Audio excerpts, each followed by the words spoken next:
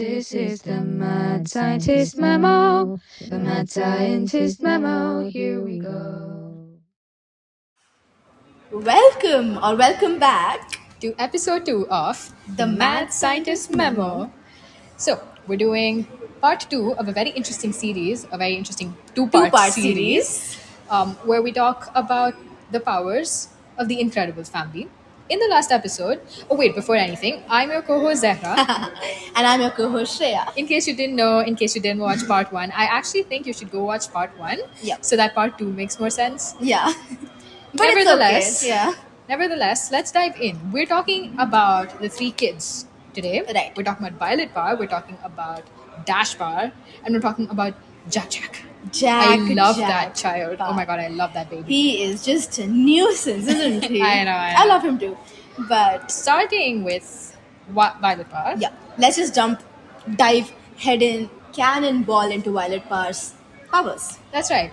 Now, Violet Bar actually has a killer combination of two out of this world, mind boggling powers. Yep.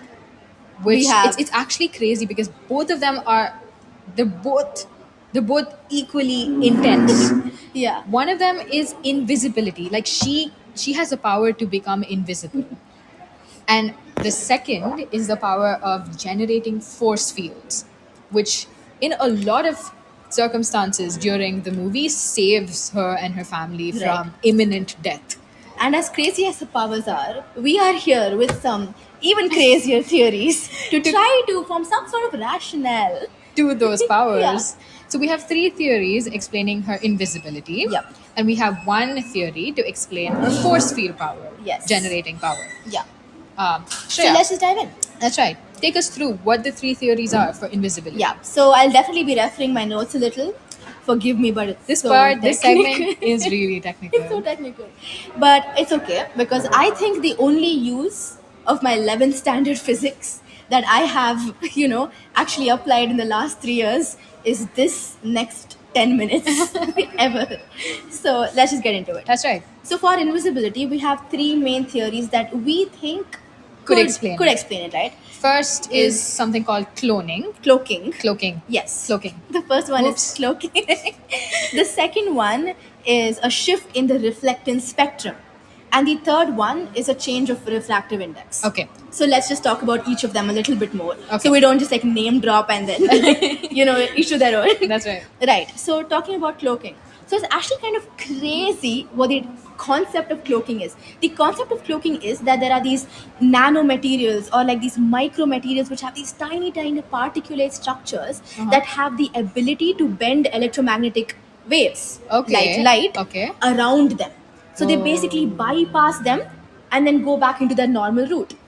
So there is no light reflecting or, refracting or absorbing. So the light just for the bends material. around her. Yeah, And the- people perceive, or like common people perceive that there's nothing. Yes. So she's going to be technically Invisible. invisible because the light is just completely going around her.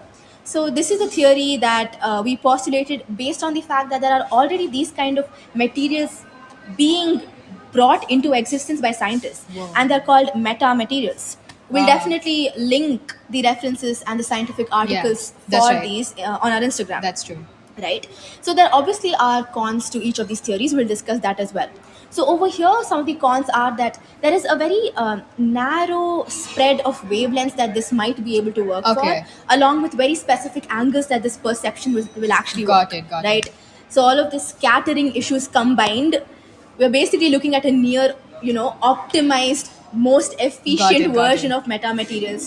Okay. Yeah, where of course here the nanoparticles are like some sort of keratin, melanin, any cellular components that Okay. are doing this trick. Okay. Got it. So that's cloaking. Got it. Got it? Okay. Now coming to shift in reflectance spectrum, right? Okay. So this is where we postulate that Violet has some sort of ability where she's able to reflect any visible light that's touching her into the ultraviolet or the infrared region. And as we all know, ultraviolet or infrared can't be perceived by humans. Yeah, it's out of the range of visibility, right? So basically, we perceive that she is invisible. Like we don't Exactly. see her. Exactly. And we already see things of this nature already there in like the biological dome, right? Right. Butterflies, they have this property of iridescence, Okay. right? Okay. And that is very often created by these sort of edges and ridges that have this property to it. Okay. They have this reflecting property to it that's going to cause this. Okay. Along with that, we also have like some cephalopods that are already undertaking these mechanisms to alter the way people can be, Okay. people can perceive them. So it's already there. It's very much, this concept very much exists even in normal Nature. biological Exactly. systems. I know. In fact, cephalopods, how it works for them is that they have these guanine crystals and these proteins, Okay. which are going to help reflect. Oh no, they're going to help reflect the light, which is going to shift the wavelength. Yeah. Perfect. And these structures are called iridophores. Okay. In cephalopods. So we can hypothesize that maybe there is some sort of bioengineered iridophore analog In violet. Yeah. You know the craziest thing about this is? What? Okay, so UV radiations, infrared radiations, they're not visible by humans. Okay. A human Yeah. would perceive violet as invisible. Okay. But, But oh my god. I know. But UV cameras or insects Oh, who can no. see that range of light can She still is see probably a shining beacon for them. Wow. Yeah. We just found a ploy in her power. If this If is this the is way true, it works. yeah. If this is the way it works. But still, that's cool how insects can see her and humans can't. If this is the way. Yeah, we that's have right. a huge asterisk right next to it. But that about wraps up the second theory. Second theory. Right. Moving on to the third theory about invisibility. Yes. So about this theory, what exactly is it? It is just about the refractive index. Okay. So this theory is a little more easier to follow, I guess. Yeah. It's where her refractive index has somehow been engineered at some time to be Okay. the same as the air's refractive index. Got so it. any light is just going to directly pass through her with no sort of deviation. I think we see this in certain animals, We do. certain. In some aquatic animals, we see them. In some kinds of squids, I believe. Okay. Some transparent squids. They But are. that's easier, right? Since it would be easier for the squid to become the same refractive index as water, and it would be a little Exactly. harder for Violet considering the difference in refractive index. Exactly. But still, because if she can pull it off, she can pull it off. if she can pull it off, she can pull it off, of course.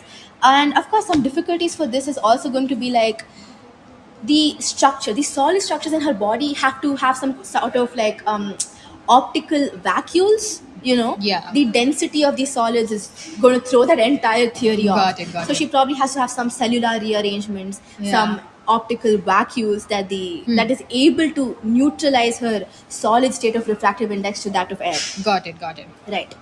Perfect. So now that we've dealt with invisibility, let's move on to force fields. Tell us, Shreya. Force fields. Okay, fine. Another killer that Okay. I don't know if I can do justice. Okay. But an attempt will be made. Right. Definitely. So force fields. So tell me about the main properties of a force fields. They're like barriers. Okay. Big barrier structures. Which Yeah, and she's absorb a able lot to of- also she's able to channel them and kind of in her she's able to Yes. project them to wherever she Right. wants them So to. there definitely is some neural We've control even to seen it. this shell appear around Right. her and her siblings where she protects the Right. family from falling debris and whatnot. Right. Yeah. Exactly. It's protected from falling debris and stuff. That's right. So it's this barrier that's able to absorb high amounts of kinetic energy. Basically, if you had to simplify it in Got it. 2 phrases. Got it. right? Okay. So wow. Coming to this, what we think is a high possibility is that again there is some sort of cellular, lattice rearrangements Okay. that is causing these high voltage channels in her body and in her cells to create an ionic disturbance. So this can be through the influx or the efflux of a lot of ions. Okay. Right? And once possible. Very possible. And once you have this hypercharged state of being, Okay. what do you get? You get electric currents. That's right. And in this state, you're also going to have some sort of electromagnetic field generations. generated. Yeah, exactly. So the ion currents that were previously generated Okay. are probably just strong electric fields, right? Of course, they're going to Okay. create strong electric fields. All right. And these are going to have the ability to ionize any ambient or any nearby air to Oh form wow! this So kind even of the air around her is ionized that because is- because of the huge change. that her cells are undergoing. Exactly. Okay. Right. So electric ions ion currents. These currents are ionizing the nearby air to form a kind of plasma sheet, this Okay. thin plasma sheet. And this thin plasma sheet, along with the electromagnetic forces, are going to create a shell. Got it. And this shell is going to have electromagnetic properties to withstand a lot of kinetic energy Yeah, and things they're like able to that. deflect stuff and Yeah. create the safe Safe sphere space. around her. And of course, let's not forget this iridescent purple glow, which is Yeah, I was gonna bring that up. right. That's plausibly just like a visual cue or a visual incarnation of those electromagnetic properties and something like that. And where do you think we see this? I think I think it's very obvious where we see this in real, like, Right. biology. Yes, there is this one concept. Okay, it's called the BTTM, which is the Biofield Tissue Tensegratory Matrix. Okay. Please don't make me say that again. I am going to stick to BTTM. Okay, so BTTM is this conceptual idea that a lot of scientists have brought about to explain other aspects of human biology that we can adopt here as well. Okay. Okay, so let's break this word down, right? Biofield is referencing this electromagnetic, current Produced by a sphere biological being. Exactly. Exactly. Then we have tissue tensegrity, which speaks about the stability and the integrity of the tissue and Tissues. the cellular components. And matrix is just Matrix is just matrix. Yeah. Can't look too deep into that. But anyway, so this BTTM concept postulates that under normal stabilized conditions, Okay. tissues and cells can have this sort of electromagnetic properties to it. Okay. So all we're doing is taking that tiny concept and trying And to boom. blow it up. That's right. It's a hypertrophied BTTM concept, guys. Okay. So Does of that- course, no, there are obviously going to be some, cons Cons to for it. this That's as well. right. Yeah, like there's a lot. I mean, producing that amount of voltage in like kilovolts, That's is huge. she's gonna be walking, talking Difficult. electric shock. Something of that She is sort. going to be something of that sort. So she has to be equipped with all these protection. Her compensating body has to be mechanisms. able to buffer that. Yep. But technicalities aside, I think that wraps up Violet. that Violet Power. That wraps up Violet Power. So coming to the middle child. Child number 2, Yeah. Dash Bosh. And as the name suggests, he's swoosh. He's like he's incredibly fast. That's Yes. one thing I have never been in my life. I've been so bad at running all my life. Okay. It's okay. Maybe we should start a new segment, part 2 of how to turn Zara into Dash Power. I'd love to run fast for once. Right. So let's see what makes him run far for once and why our cute mortal Zara Faisal just cannot get the grasp of it. Right, so going into the technicalities, Yeah. if you watched the last episode, we actually dealt with the 2 types of muscle fibers, which is oxidative and non-oxidative, and what physiology they bring about. Yep. Now, when we look at Dash and his powers, we see that it's extremely essential for him to be able to sustain his high speed and just run. Just run, okay. without fatiguing. Yeah. So it's important that he is at a gear 2 or a gear 3. Right. It's that On one his- Milka Singh scene. Exactly. Just on loop. So he Okay. probably has a lot more type 1 muscle fibers than type 2, like oxidative muscle fibers, which rely on oxygen. Yeah. Because for him, it's important to be able to sustain speed. So, yeah, I think he has more, or I hypothesize that he has more type 1 muscle fibers. All right. That put aside, let's talk about fatigue. Why I Yes. think it's important is because fatigue, if he fatigued really fast, he wouldn't be able to run he wouldn't be able to run at that intensity for as long as he does. So we're going to have to discuss fatigue to find ways to delay fatigue in Dash, right? Okay. Before that, do you want to say anything about his cardiopulmonary system? Like, what would that look like for a hyper fast runner? Yes. So, coming to the cardiopulmonary system and the hyperfast runner, there probably has to be a huge, very well established gas exchange system, right? Right. So, we can maybe say that he has a higher amount of alveolar surface area, Fair a enough. more efficient respiratory system backing him up. so he can high that so he can have that high efficacy oxygen exchange. Fair enough. Keep all those tissues as Oxygenated. perfused as possible. Because, like we said, he relies on oxygenated and like oxidative glycolysis. His Yeah. muscles rely on oxidative glycolysis. Yeah. Right.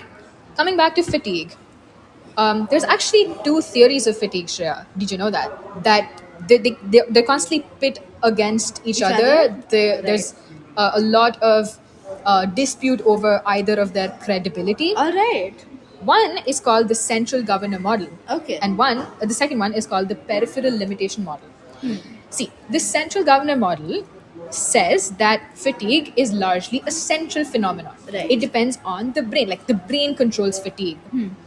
And something something that backs this theory is, it's actually interesting, is that if the reason why the brain is so important is that, let's take two examples. Okay, let's take an example of a marathon runner, and let's take the example of someone who's sprinting. Okay.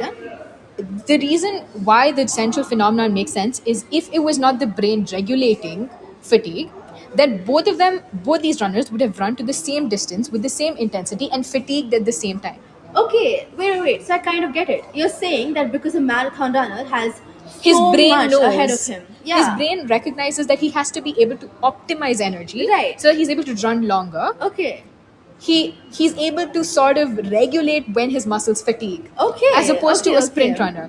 If that were not the case, like, you get what I'm saying, right? I get what you're saying. The marathon runner would go into a state of exhaustion much faster because his brain is not able to regulate how much energy to expend. Exactly. Right. So that's what people say backs the central governor theory is, Alright. this example, that the brain is able to regulate how much energy to use depending on the circumstance. Right.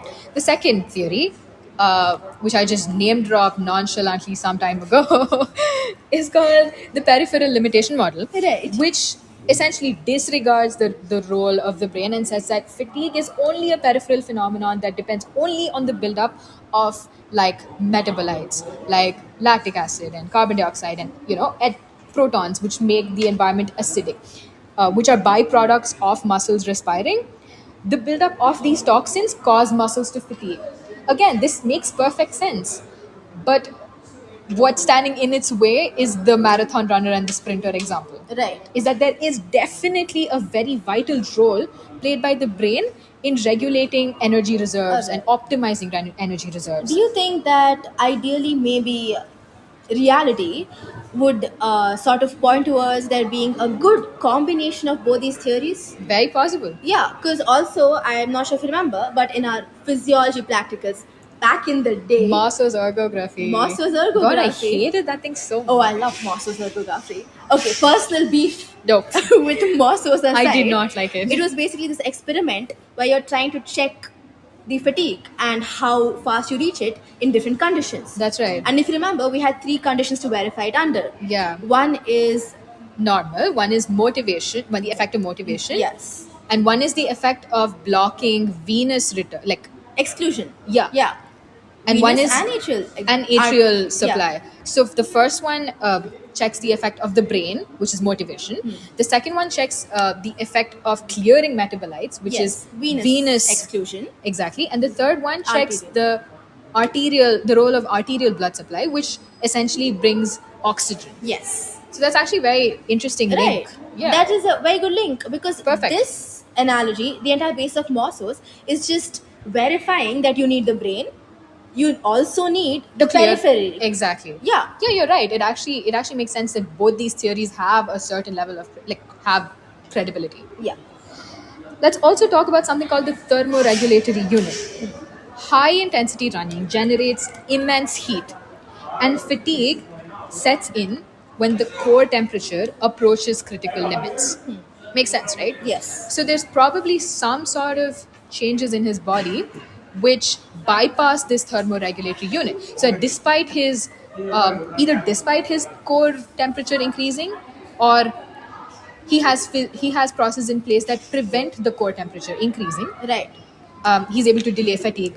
Right. So Because what of you're temperature. saying is there has to be some sort of thermoregulatory units in place that are going to dissipate this intense amount of temperature that's being created, right? This could be in the form of some biological process like vasodilation. It could also be his suit. Did you ever think of that? He could have, how cool is this? He could have like channels in his suit that dissipate energy, and these micropores could be charged by his kinetic energy. Yeah. That's cool, right? Edna Mode for the win.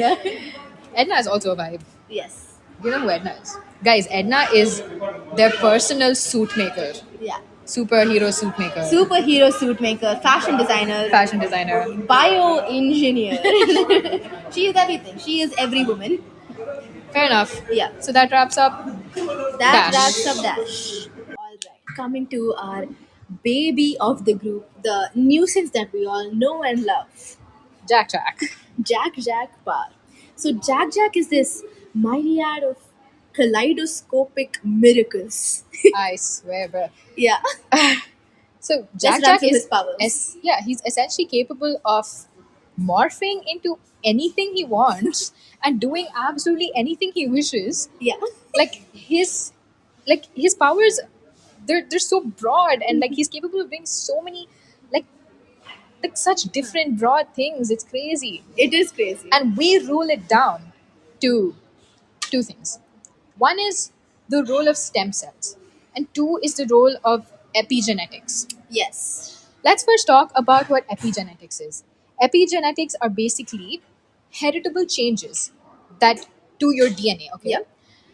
Things like methylation Yep. of your DNA or acetylation of your histone proteins.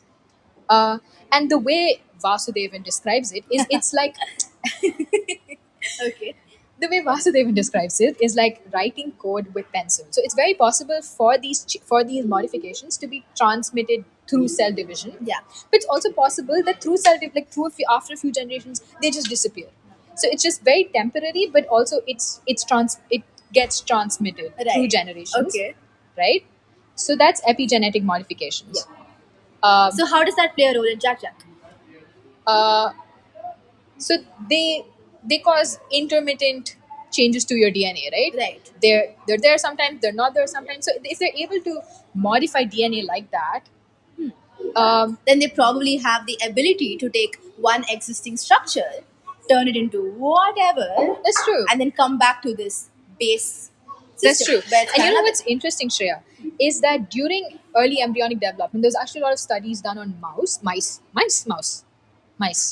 Studies done on mice, where they. I'll beat you. Okay, most, go on. Whatever, mice. Yeah. I still think it's mice.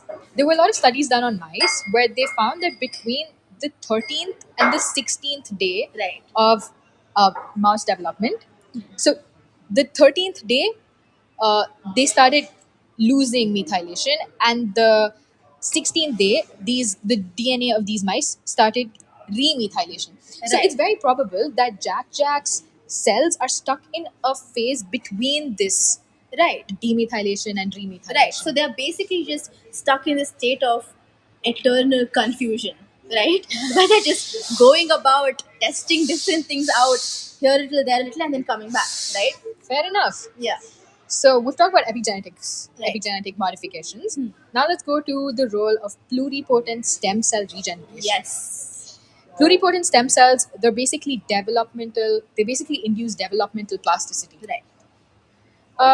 What could that mean? Like it's kind of like what are pluripotent cells? They're cells that are undifferentiated, and they're capable of differentiating into any cell lineage. Yeah. You know that one quote of Zootopia? What? You can be anything Oh no! and stop. everything you put your mind to. Stop. Something along those lines. Jack is basically that. Jack is that one quote in Zootopia that's encouraging every domestic animal to go and be a police officer. Was that it? Okay, Yeah. so that's Jack. He's actually very powerful. Like he's so powerful. We Yeah. see that We see that in the movie, Right. and that's actually a testament to how like the potential that stem cell has in medicine to come. We see a lot of studies being done in stem cell regeneration. It's actually a very blooming, Stem cell regeneration Like- is the future. very possible. Yeah. That's So that Jack about- for you. Yep. All right. So that about wraps up the entire incredible saga. That wraps up part 2, part Yep. 1 and part 2. Part 1 and part This 2. brings this story to an end. I hope you guys had as much fun as we did. 'cause We had so much had so fun much fun. researching Oh my God. about all this. We were blown Yeah. off our feet Yeah. with the level of like research out there. There is so much, and remember, we'll be linking everything on our Instagram, so you guys can go check it out yourselves. If you have anything else you want to discuss about Violet, hit me up, please. That was my pinnacle. Yeah, I had so much fun doing that. But, crazy. yeah. So yeah, that's about it. Thank you so much for giving us your time. Yep. We have Tuning a lot in. of similar quirky things we would love to put out there, and That's we right. are going to put out there. So, Which are in the pipeline. Yep. So stay tuned for those as well. Yeah. Um, All right. I guess that's this is it. The sad departure of the Incredibles. of the Incredibles. That brings this Yep. two-part episode.